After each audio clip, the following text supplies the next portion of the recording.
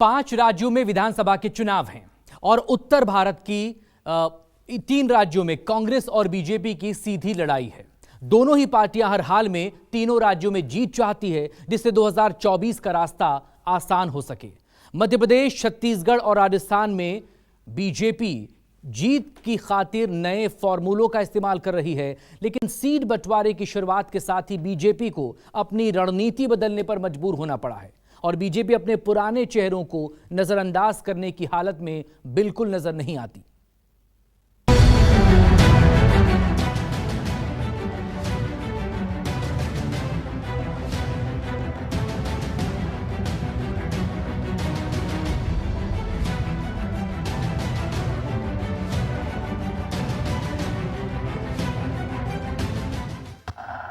तीन राज्यों का बड़ा चुनाव, बीजेपी के लिए बदले हाव भाव।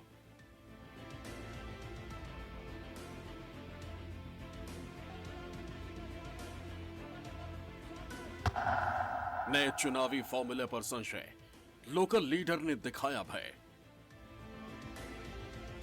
इन लोगों का सिर्फ एक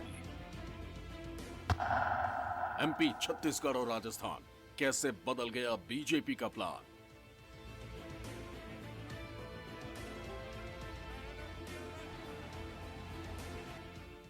देश के उत्तर पट्टी के 3 राज्य और तीनों राज्यों में बीजेपी कांग्रेस के बीच करो या मरो का मुकाबला। एक तरफ मध्य प्रदेश में बीजेपी सत्ता में बनी रहना चाहती है, तो वहीं राजस्थान और छत्तीसगढ़ में बीजेपी वापसी का प्लान बना रही। तीनों राज्यों में बीजेपी ने जीत के लिए नया फॉर्मूला अप्लाई किया, लेकिन जैसे जैसे टिकट बंटवारे की लिस्ट रिलीज हो रही है, वैसे वैसे बीजेपी की रणनीति में भी बदलाव दिख रहा है।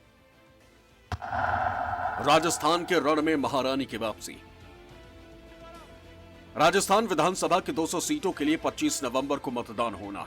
मतदान की तारीख जैसे जैसे करीब आती जा रही है, सियासी सरगर्मियां तेज होती जा रही।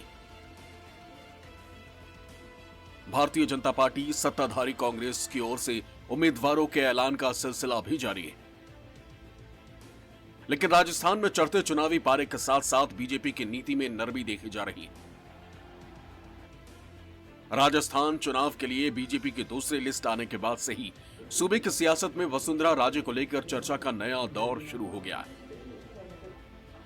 चर्चा ये कि वसुंधरा के लिए इस लिस्ट में क्या संदेश है। दरअसल बीजेपी की दूसरी लिस्ट पर वसुंधरा की छाप साफ नजर आ रही। पार्टी ने वसुंधरा राजे को तो टिकट दिया ही है, बीजेपी ने दर्जन भर से अधिक ऐसे नेताओं को भी चुनावी मैदान में उतार दिया है जिन्हें राजे समर्थक माना जाता है। बीजेपी की इस लिस्ट में कुछ नाम ऐसे भी हैं जिनका टिकट कटना इस बार तय माना जा रहा है, लेकिन दूसरी लिस्ट में भारतीय जनता पार्टी ने संशय वाले नामों को भी टिकट देकर सबको चौंका दिया।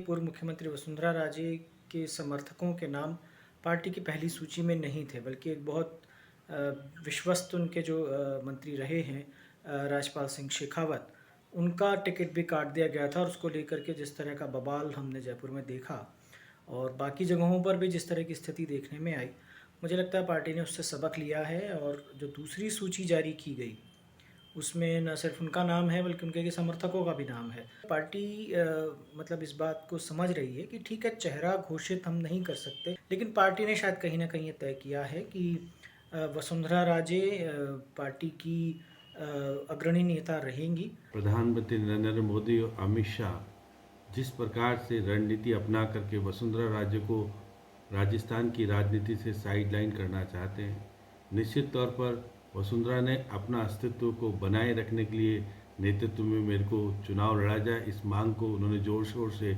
उठाने का प्रयास किया था। और जब दूसरी सूची आई तो निश्चित रूप से वसुंधरा के कुछ लोग खुद को और वसुंधरा के लोगों को टिकट देकर के उन्हें दिलासा दिया लाया गया कि हम नेतृत्व तो नहीं करेंगे तुम्हारा, लेकिन कुछ लोगों को एडजस्ट करके तुमको संतुष्ट करने का प्रयास करेंगे। लेकिन देखिएगा, अभी तीसरी सूची और चौथी सूची नहीं आई है। आने वाले समय में मुझे नहीं लगता कि वसुंधरा के सभी लोगों को टिकट मिल पाएगा।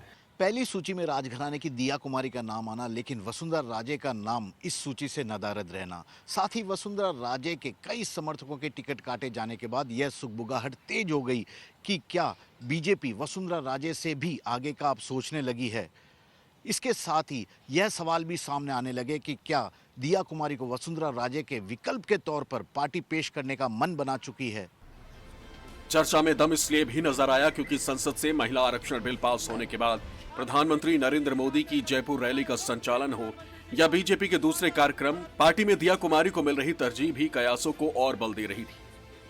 आपको बता दें कि बीजेपी ने राजस्थान चुनाव के लिए 41 उम्मीदवारों की पहली लिस्ट जारी की थी, जिसमें वसुंधरा राजे के समर्थक कई दावेदार बेटिकट हो गए थे। बीजेपी ने भरतपुर नगर से 2 बार की विधायक अनीता सिंह, विद्याधर नगर के विधायक और पूर्व उपराष्ट्रपति भैरव सिंह शेखावत के रिश्तेदार नरपत सिंह राजवी, जयपुर की झोटवाड़ा सीट से विधायक राजपाल सिंह शेखावत का टिकट काट दिया था। नरपत की सीट से बीजेपी ने सांसद दिया कुमारी को उम्मीदवार बनाया था। दिया कुमारी जयपुर राजघराने से आती हैं और वसुंधरा राजे से उनके संबंध ठीक नहीं माने जाते। सांसद दिया को जब बीजेपी ने नरपत की जगह विद्यानगर जैसे सेफ सीट से टिकट दिया, तब इसे वसुंधरा के लिए बड़े झटके की तरह देखा गया। लेकिन अब जब बीजेपी उम्मीदवारों की दूसरी सूची आ चुकी है तो बीजेपी की बदली रणनीति साफ नजर आ रही है। पहली लिस्ट में भी जिनको टिकट मिला है वो भी, दूसरी लिस्ट में भी जिनको टिकट मिला, सारे के सारे भारतीय जनता पार्टी के कार्यकर्ता हैं और उनको सर्वे के आधार पर, भारतीय जनता पार्टी की विचारधारा से मजबूती से जुड़े रहने के आधार पर और चुनाव जीतने की क्षमता के आधार पर टिकट मिला है। किसी के समर्थक या किसी के विरोध का कोई सवाल ही नहीं है। कोई भी पार्टी किसका नाम कब जारी करेगी, किस लिस्ट में जारी करेगी, उसकी अपनी रणनीति है और उसका पूरा अधिकार उस पार्टी को है। तो हम अपनी रणनीति के हिसाब से लिस्ट जारी कर रहे हैं। पहली लिस्ट में हमने जिनको जारी करना था उनका जारी किया, दूसरी लिस्ट में जिनका जारी करना उनको किया, अब जिनका जारी करना उनका करेंगे। भारतीय जनता पार्टी के अंदर प्रधानमंत्री नरेंद्र मोदी और अमित शाह जी अपनी कठपुतली के तौर पे यहाँ प्रदेश के अंदर, चाहे प्रदेश अध्यक्ष हो चाहे नेता प्रतिपक्ष हो, उस आधार पर नेताओं को व्यवस्थित करने लगे। केंद्रीय नेतृत्व राजस्थान के अंदर कमल का फूल और मोदी के नाम पे चुनाव लड़ना चाह रहा था, लेकिन अब उन्हें अपनी रणनीति बदलनी पड़ रही है।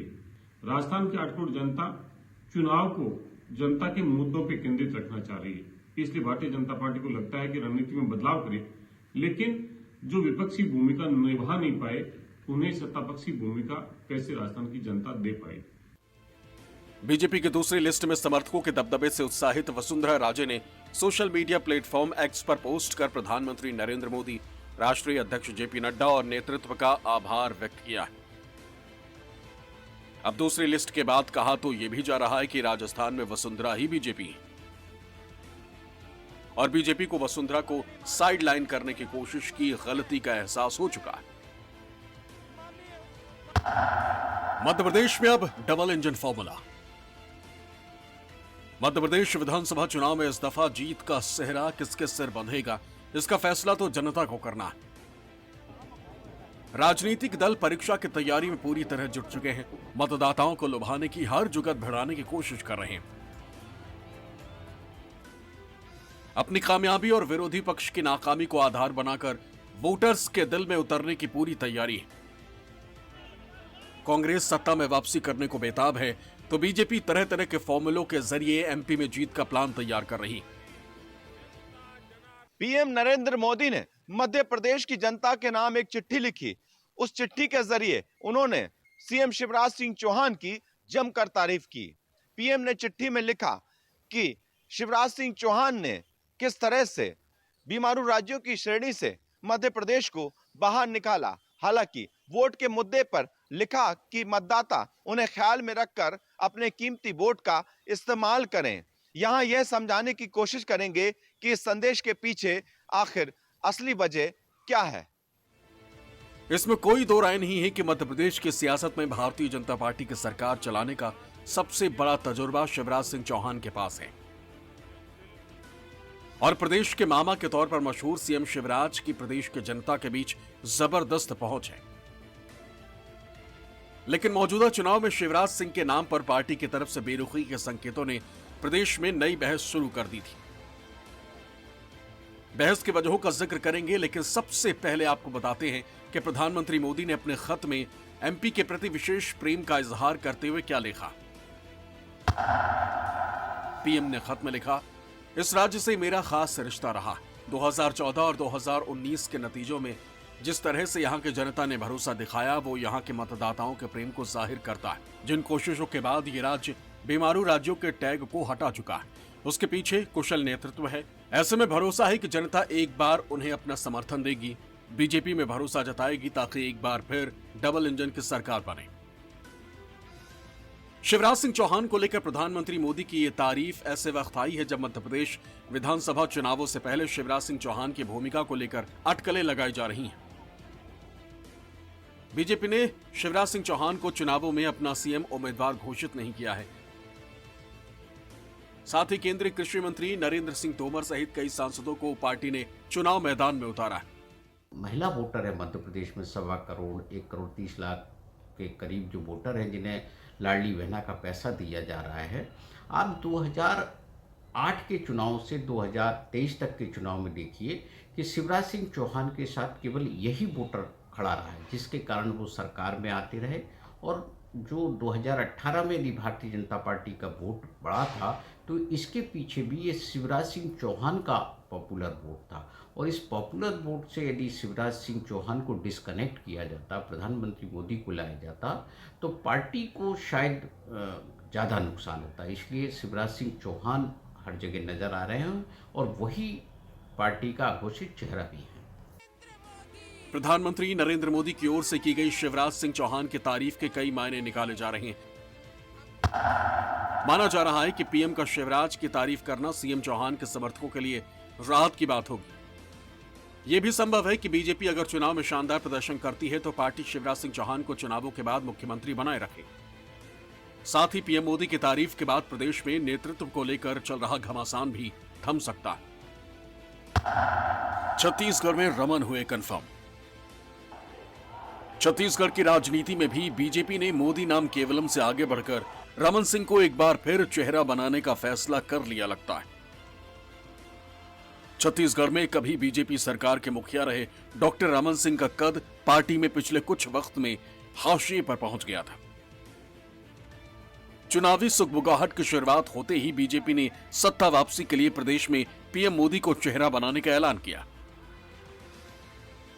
अमित शाह ने प्रदेश में चुनाव की कमान थामी और युवा चेहरों को सामने लाने की बात तेज हो गई। लेकिन चुनाव सिर पर आने तक बीजेपी छत्तीसगढ़ में कोई चेहरा खड़ा नहीं कर सकी। पार्टी को इस बात का अंदेशा होने लगा कि डॉक्टर रमन सिंह को साइडलाइन करने का नुकसान हो सकता है। प्रदेश के मुख्यमंत्री रह चुके रमन सिंह की जनता में अपनी बड़ी छवि और पहचान है। ऐसे में पार्टी बड़े लीडर को नजरअंदाज करके सत्ता में वापसी के टारगेट को नुकसान नहीं पहुंचाना चाहती, जैसा बीजेपी के साथ हिमाचल प्रदेश और कर्नाटक चुनाव में हो चुका है। 2018 के विधानसभा चुनाव में रमन सिंह जी के चेहरा को प्रदेश की जनता ने खारिज कर दिया है।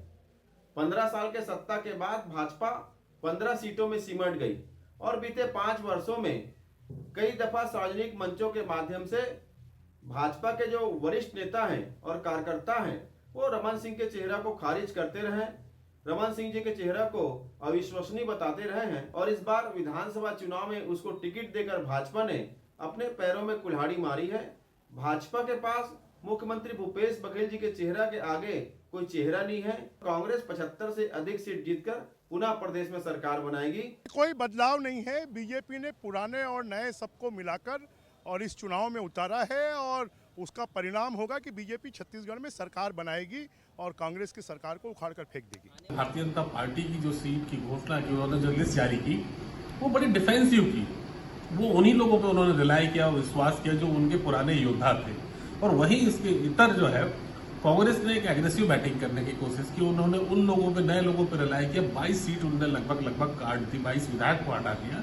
तो मैं कहूंगा कि रमन सिंह को फ्रंट में लाना, उनके अनुभव का लाभ लेना, उनकी एक इमेज 15 साल की जो इमेज थी जो पूरे छत्तीसगढ़ में थी उसको कैच करने के लिए रमन सिंह के लिए लाना मजबूरी थी भारतीय जनता पार्टी की। तो रमन सिंह को लाना एक सोची समझी रणनीति के रूप में मैं इसको देखता हूं भारतीय जनता पार्टी की। यही वजह है कि अमित शाह की रैली में रमन सिंह की मौजूदगी के साथ ही नामांकन के वक्त भी बीजेपी के चाणक्य की मौजूदगी ने विपक्ष और जनता के साथ साथ पार्टी नेताओं और कार्यकर्ताओं को बड़ा संदेश दिया। और टिकट बंटवारे के बाद शुरू हुई आंतरिक कलह को साधने की भी तैयारी शुरू हो गई।